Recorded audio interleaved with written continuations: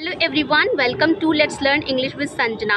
So today in this video I am going to share with you some conditional sentences. Okay, conditional sentences क्या होते हैं? जैसे कि हम बोलते हैं अगर मैं तुम्हारी जगह पर हूँ तो मैं अपनी छुट्टियाँ बिताऊँ. ठीक है. अगर मैं तुम्हारी जगह पर हूँ तो मैं अपने भाई की मदद करूँ. अगर मैं तुम्हारी जगह पर होता तो मैं यह चांस कभी भी मिस नहीं करता, यह मौका कभी भी नहीं गंवाता. ओके, इस तरीके के जो सेंटेंसेस हम हिंदी में बोलते हैं ना, वो होते हैं कंडीशनल सेंटेंसेस. इनको हम इंग्लिश में भी बना सकते हैं. तो इसको सीखने के लिए आपको ये वीडियो बिना स्किप करे टिल द एंड देखना होगा, तभी आप सीख पाएंगे. ओके, तो अगर मैं तुम्हारी जगह पर हूँ तो मैं कुछ भी करती हूँ. जैसे मैं उसकी मदद करता, मैं वहाँ चली जाती, मैं अच्छे से छुट्टियाँ एंजॉय करती. राइट, इस तरीके के सेंटेंसेस को हमें बनाने के लिए एक स्ट्रक्चर चाहिए होता है.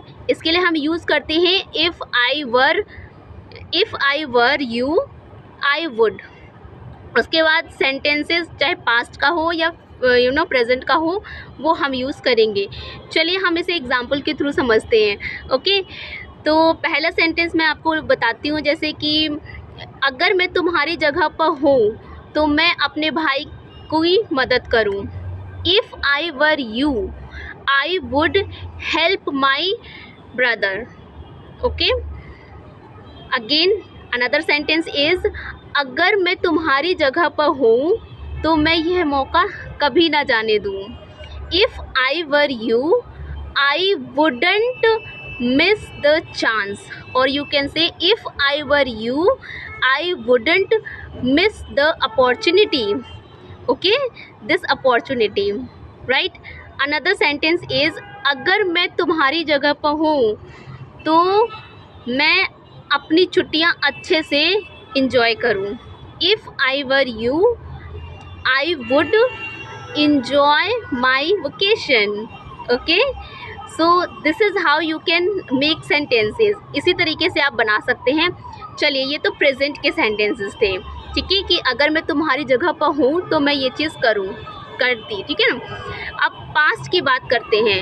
अगर हमें पास्ट में बोलते हैं अगर मैं तुम्हारी जगह पर होता तो मैं अपने भाई की मदद करता. ओके, तो इसके लिए हम क्या यूज़ करेंगे? If I were you I would have. सिर्फ वुड के बाद हैव हम यूज़ कर देंगे, मतलब ऐड कर देंगे, तो वो पास्ट का सेंटेंस बन जाएगा. ओके, उसके बाद हमें पास्ट का स्ट्रक्चर यूज़ करना होगा. राइट, चलिए हम एग्जाम्पल के थ्रू समझते हैं.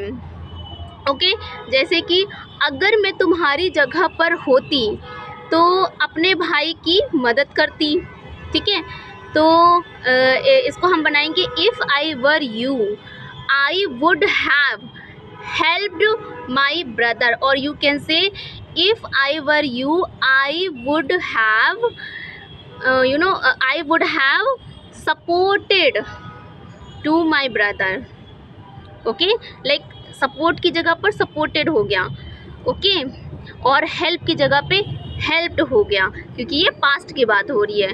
राइट, another sentence अगर मैं तुम्हारी जगह पर होता मैं ये मौका कभी नहीं गंवाता या नहीं जाने देता.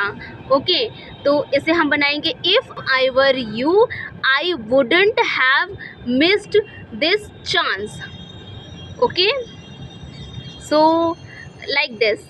Another sentence is for you अगर मैं तुम्हारी जगह पर होती तो अपनी छुट्टियाँ इंजॉय करती. पास्ट की बात है. ठीक है, if I were you I would have enjoyed my vacation. Okay, तो आपको आई होप ये समझ में आ रहा होगा कि जो मैं कह रही हूँ कि जब हम प्रेजेंट की बात करते हैं उसमें हम यूज़ करते हैं if I were you I would. Okay, ये प्रेजेंट के लिए यूज़ करेंगे.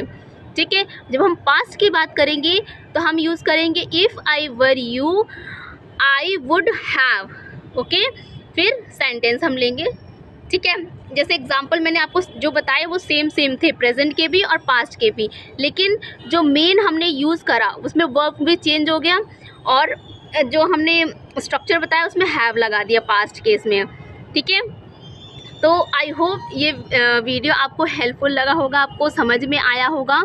ठीक है, तो और वीडियोस इस तरीके के सीखने के लिए, इंग्लिश जानने के लिए चैनल को सब्सक्राइब करें और लाइक शेयर एंड कमेंट करें। Okay, bye bye.